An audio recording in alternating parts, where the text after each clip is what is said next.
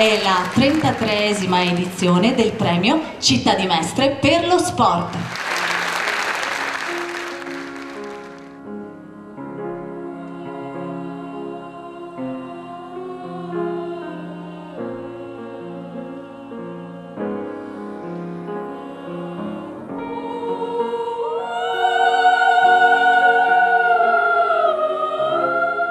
Cerchiamo di dare un contributo a questi popoli in qualcosa che in questo momento loro non hanno.